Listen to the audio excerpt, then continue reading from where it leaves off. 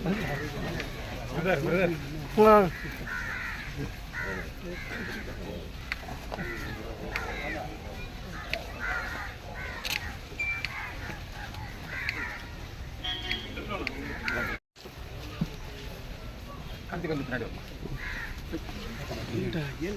வாழ்க்கை முறை வந்து உங்களுக்கு பிடிக்கல. நீங்க முன்னாடி முதல்வராக இருந்தப்ப எங்களோட ஊர் நிர்வாகிகள் வந்து நீங்க எங்களுக்கு செஞ்சு தந்த அநேக விதமான எல்லாத்துக்கும் நன்றி. முதல்ல அவங்க உங்களை பத்தி நிறைய எங்கள்கிட்ட நிறைய சொல்லியிருக்காங்க, நம்மளுக்கு புதுசல்ல அப்படின்னு சொல்லி.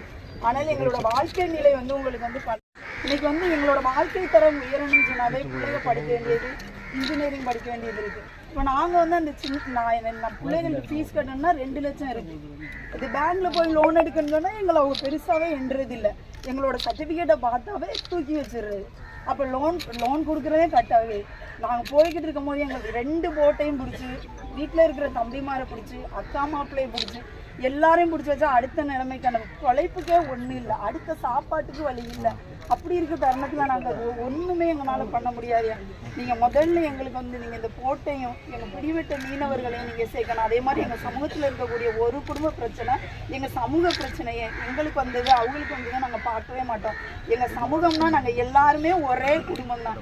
நீங்கள் எல்லாரும் நீங்கள் வெளியுறவுத்துறை நம்ம இது எம்பசி மூலியமாக வந்து நம்ம இலங்கையில் மீனவர்கள் அப்பப்போ வாய்தாவுக்கு போய் ஆஜராகி வக்கீல் வந்து ஒரு நியமன வக்கீல் இருக்காங்க, அவரும் மேல்முறையீடு பண்ணி இப்போ 1 மாதமாக பண்ணிட்டு இருக்காங்க.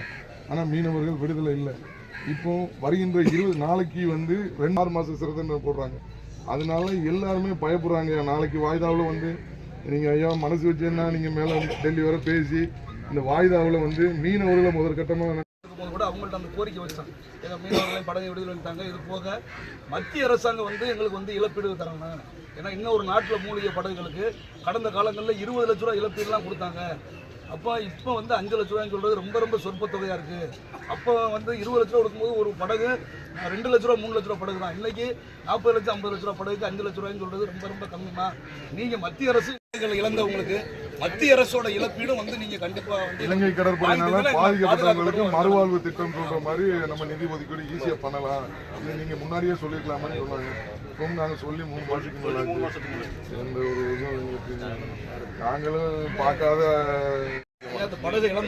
அவர் 2 படகு ஏற்கனவே ஒரு 40 லட்ச ரூபா படகை இழந்து 2 வருஷம் ஆச்சு. அவருக்கு 2 பொம்பளை பிள்ளை தான். அவர் ஒரு ஆள் தான் உழைக்கணும். இப்போ ஒரு படகு 5 வருஷம் ஆச்சு, இது வரைக்கும் எனக்கு இழப்பீடு வரல, அந்த படகு வரல. கண்டிப்பா மாற்றுக்கிறதே இல்ல.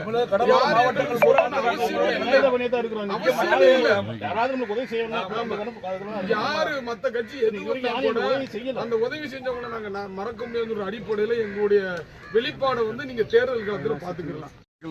ஒரு நாட்டோட எல்லை இருக்குன்னு சொல்றாங்க. நீங்க 12 நாடுகளை வச்சுட்டு அந்த 70 கட்சி கொடுத்தாங்க, அந்த கட்சி கொடுத்தாங்க, இந்த கட்சி, அதை நம்ம பேச வரல.